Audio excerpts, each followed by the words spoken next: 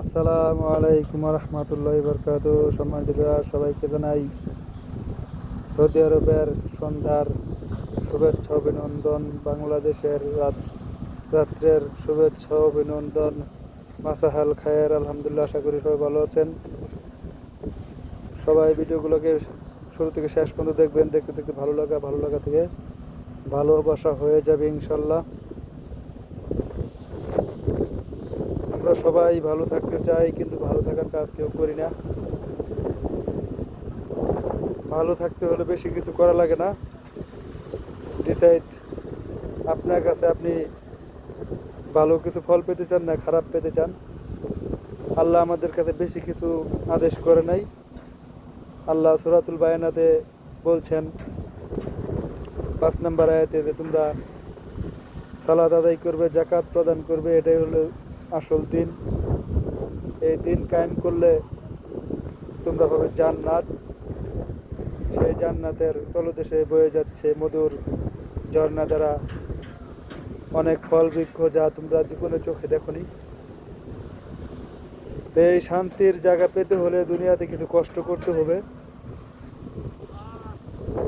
আজকে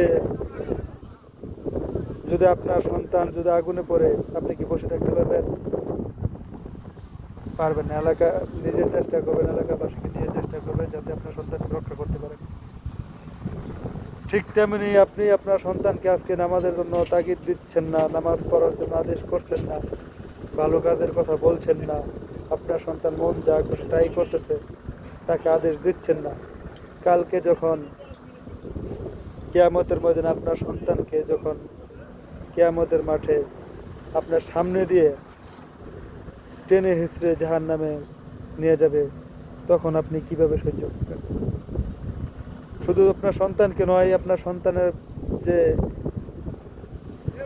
সন্তানকে যদি আপনি ভালো কাজের আদেশ না করেন, ভালো কাজের শিক্ষা না দেন, তাহলে আর পাপের ভাগিদার আপনাকেও দিতে হবে। যেমন আপনার সন্তান একজন ভালো আলিম হলে, দিনের দাওয়াতি কাজ করলে যে সওয়াবটা আল্লাহ আপনাকে দিবে সাদকায়ে জারিয়া হিসাবে, ঠিক সেরকম আপনার সন্তান কোনো খারাপ কাজ করলে সেটারও পাপের ভাগ আপনার উপরে আসবে, যদি আপনি সেইভাবে সন্তানকে সুশিক্ষায় শিক্ষিত না করতে পারেন।